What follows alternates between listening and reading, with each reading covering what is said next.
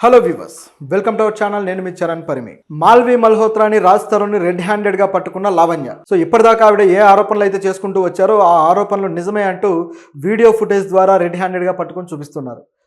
మామూలుగా అయితే ఆవిడ తన కేసులో తను ఏదైతే రాజ్ తరుణ్ మీద కేసు పెట్టిందో అందులో ఆవిడ మెన్షన్ చేసింది, రాజ్ తరుణ్ మాల్వి మల్హోత్రా అనే హీరోయిన్ కోసమే తనను వదిలేశాడు, ఆవిడ తోటి ప్రేమాయణం సాగిస్తున్నాడు అని చెప్పేసి ఆవిడ ఆరోపించింది.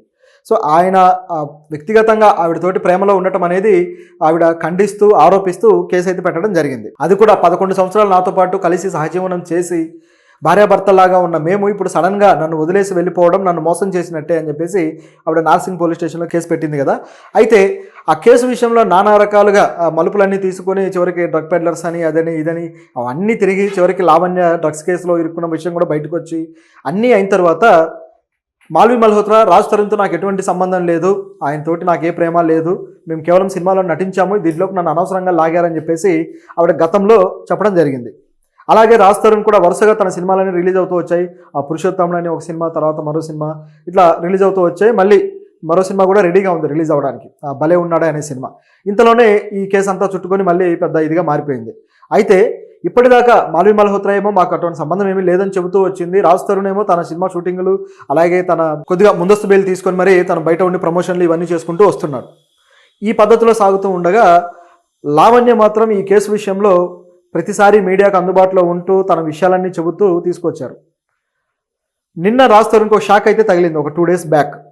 ఏంటంటే ఈ కేసులో ఆవిడ చేసిన ఆరోపణలతో పాటు పోలీసులు కొన్ని ఆధారాలు సాధించి ఛార్జ్షీట్ దాఖలు చేశారు. ఈ ఛార్జ్షీట్ దాఖలు చేయడంతో ఇక పోలీసుల దగ్గర ఉన్న ఆధారాలను బట్టి రాజ్ తరుణ్ తప్పుడు వ్యక్తే, ఆవిడ విషయంలో తప్పు చేశాడు అన్నట్టుగా ఒక విధమైన కలరింగ్ అయితే వచ్చింది. అది కూడా లావణ్య ఇక న్యాయమే గెలిచింది, ధర్మమే గెలిచింది అని చెప్పేసి ఆవిడ అన్నారు. అది నిజానికి ఛార్జ్షీట్ మాత్రమే, అంతకుమించి మరేం కాదు. ఛార్జ్షీట్లో పోలీసులు కొన్ని ఆధారాలు అయితే పెట్టడం జరిగింది. వాళ్ళిద్దరి ఫొటోస్ కావచ్చు, వీడియోస్ కావచ్చు, అలాగే వాళ్ళ ఆడియోస్ కూడా అన్ని పెట్టడం జరిగింది. అయితే ఈ కేసులో మాల్వి మల్హోత్రాని రాజ్ తరుణ్ అందరినీ కూడా మెన్షన్ చేసినా సరే పోలీసులు కేవలం రాజ్ తరుణ్కి సంబంధించిన విషయాల మీద మాత్రమే ఛార్జ్షీట్ అయితే దాఖలు చేశారు. ఆ కేసులో రాజ్ తరుణ్ పేరు మాత్రమే ఉంది. ఇచ్చిన తర్వాత ఇప్పుడు కోర్టు అయితే ఆయన్ని ప్రొసీడింగ్స్కి హాజరు కావాలని చెప్పేసి కోర్టు ఇవ్వాల్సిన అవసరం అయితే ఉంది. వస్తే మాత్రం ఆయన్ని రిమాండ్కి తీసుకొని విచారణ అయితే చేయబోతారు. సో ఇదంతా ఒకవైపు జరగాల్సిన పరిస్థితి అయితే ఉంది. ఈలోపే 2 రోజుల్లో మరో ట్విస్ట్. ఇప్పటిదాకా మాల్వి మల్హోత్రా రాజ్ తరుణ్ ఇద్దరు వేరువేరుగా ఎవరి జీవితాలు వాళ్ళవే, సంబంధం లేదు, కేవలం ప్రొఫెషన్స్లో మాత్రమే మేము కలిసి చేసామని చెప్పుకున్న వాళ్ళు ఇద్దరూ కలిసి ముంబైలో ఒకే ఫ్లాట్లో ఉండటం అనేది అక్కడ ఇంకా ముంబైలో నివసిస్తూ ఉన్నారనమాట. సో ఆయన అడ్రస్ అనేది ముంబైకి చేరింది, రాజ్ తరుణ్ అడ్రస్. అక్కడ నివసిస్తూ ఉండడం అనేది రెడ్ హ్యాండెడ్గా వీడియోస్ రూపంలో ఇప్పుడు బయటకు వచ్చింది. లావణ్య అయితే ఆడియో కాల్ కూడా వినపడుతూ ఉంది. మాల్వి మల్హోత్రాతో ఆవిడ ఆడియోలో మాట్లాడుతూ కొద్దిగా హిందీ కొద్దిగా ఇంగ్లీష్ కలిపి, అంటే నా మనిషిని నువ్వు ఎలా తీసుకెళ్ళిపోతావు, నా మనిషిని ప్రేమ పేరుతోటి నువ్వు ఎట్లా లాక్కుని వెళ్ళిపోతావు అని చెప్పేసి మాల్వి మల్హోత్రాతో గట్టిగా అడుగుతూ ఉంది. సో ఇది క్లియర్, అంటే ఒక విషయానికైతే క్లియరెన్స్ వచ్చేసినట్టు. ఏంటంటే మాల్వి మల్హోత్రా రాజ్ తరుణ్ ఇద్దరు కలిసి సహజీవనం చేస్తున్నారు అనే దానికి ఇది ఒక ఎవిడెన్స్. పోలీసులు దాన్ని సబ్మిట్ చేయడానికి సరిగ్గా దొరికింది. అయితే లావణ్య డైరెక్ట్గా అక్కడికి వెళ్ళలేదు, కానీ మొత్తానికి ఒక సీక్రెట్ కెమెరానో పెన్ కెమెరానో ఏదో అక్కడ ఉండేలా ఏర్పాటు చేశారు. తనకు కావాల్సిన మనుషుల ద్వారా దాన్ని అక్కడికి పంపించగలిగారు. తర్వాత అదంతా రికార్డ్ అవ్వడము, ఈలోపే ఫోన్లో వాళ్ళు మాట్లాడడం బయటికి రావడం జరిగింది. ఇది ఇప్పటిదాకా జరుగుతున్న ప్రోగ్రెస్. అయితే దీంట్లో కూడా లావణ్య మరిన్ని ఆరోపణలు కూడా చేస్తున్నారు. అందులో ముఖ్యంగా శేఖర్ భాష మీద, ఆయన మీద కూడా ఆయన తన మీద దాడి చేశాడు అని చెప్పేసి కేసు పెట్టడం జరిగింది. అయితే ఆయన మీద చేస్తున్న ఆరోపణలు ఏంటంటే ఇప్పటిదాకా శేఖర్ భాష ఆవిడ్ని డ్రగ్ పెడ్లర్ అని, డ్రగ్ ఎడిక్ట్ అని నానా రకాలుగా ఆవిడ్ని దూషిస్తూ వచ్చాడు. చివరికి ఆ విషయాలు నిరూపించడానికి ఆవిడ గోవాలో ఏం చేసింది, ముంబైలో ఏం చేసింది, ఎటువంటి వారితో కలిసింది, వాళ్ళ చరిత్ర ఏంటి అని చెప్పేసి అనేక ఆధారాలు బయటికి తీసుకొచ్చాడు. దాంట్లో భాగంగానే మస్తాన్ సాయి అనే లావణ్య ఫ్రెండ్ ఒక డ్రగ్ పెడ్లర్ అని చెప్పేసి పోలీసులు ఆయన అరెస్ట్ కూడా చేసి అతను డ్రగ్ పెడ్లర్ అని ప్రూవ్ కూడా చేయడం జరిగింది. సో ఇదంతా చూసిన తర్వాత శేఖర్ భాష ఆరోపణలన్నీ నిజమేనేమో అన్నట్లుగా దాదాపు అర్థం చేసుకోవాల్సిన పరిస్థితి ఏర్పడింది.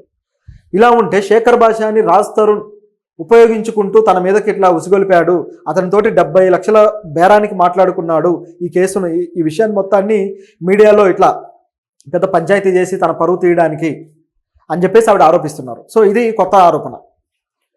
శేఖర్ భాష డబ్బు తీసుకుని వచ్చాడని చెప్పి చాలా కాలం నుంచి అంటున్నారు, కానీ ఇంత డబ్బు బేరానికి మాట్లాడుకొని దిగాడు అనేది ఇప్పుడు లావణ్య చేస్తున్న ఆరోపణ. అయితే మొత్తం ఈ ఛార్జ్షీట్ దాఖలు చేసిన తర్వాత కూడా లావణ్య తరపు లాయర్ ఎవరైతే ఉన్నారో ఆయన మాత్రం ఇంతవరకు బయటకు వచ్చేసి దీని గురించి మాట్లాడలేదు. కోర్స్ ఆయనకి వేరే కేసులు కూడా ఉంటాయనుకోండి, వాటి విషయంలో ఉంటాడు కాబట్టి ఇక్కడ మరి కనపడలేదేమో తెలియదు. ఇది ఈ విధంగా ఉంటే ఇక మాల్వి మల్హోత్రా, రాజ్ తరుణ్ ఇద్దరు కూడా గాఢమైన ప్రేమలో ఉన్నారనేది ఇక్కడ క్లియర్గా తెలుస్తూ ఉంది. అయితే దీంట్లో ఎటువంటి కేసు ప్రకారం, ఎటువంటి సెక్షన్ ప్రకారం కేసులు నమోదయ్యి శిక్షలు పడతాయనేది ఏం అర్థం కాకుండా ఉంది ఇప్పటికీ కూడా. ఎందుకంటే మేమిద్దరం పెళ్లి చేసుకున్నాము, మా ఫోటోలు లేకుండా చేశారు, మొత్తం కూడా మొబైల్స్ నుంచి డిలీట్ చేశారు అన్నట్టుగా లావణ్య ఆరోపణలు చేస్తూ వస్తుంది.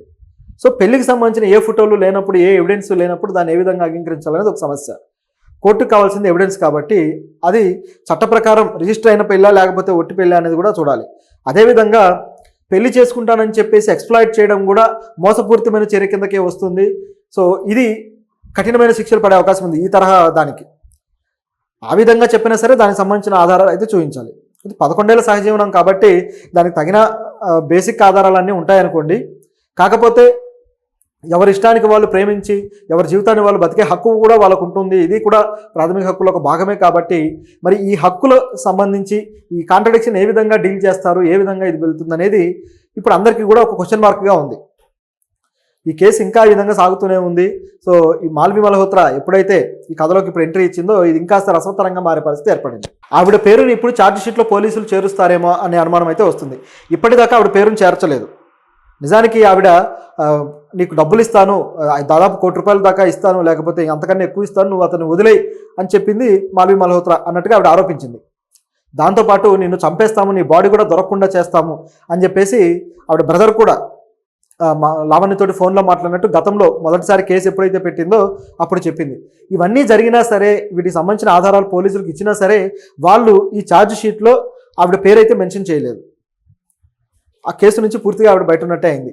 ఇప్పుడు వీళ్ళిద్దరు కలిసి సహజీవనం చేస్తున్నారు కాబట్టి ఈ లావణ్య ఏ ఆరోపణతోటైతే వాళ్ళ ముందుకు వెళ్ళిందో, అంటే మాల్వి మల్హోత్రా ప్రేమలో పడే రాజ్ తరుణ్ నన్ను దూరం చేశాడు అని చెప్పేసి ఇప్పుడు ఆవిడ పేరుని ఈ కేసులో తప్పుగా చూపించడం కోసం ఆవిడ పేరుని ఏమైనా మెన్షన్ చేస్తారా, అంటే మాల్వి మల్హోత్రాకి ఒక వ్యక్తిని ప్రేమించే హక్కు లేదా అనే ప్రశ్న కూడా వస్తుంది ఇక్కడ. సో ఇదంతా కూడా ఒక విధమైన గందరగోళ పరిస్థితిలో ఉంది కేసు.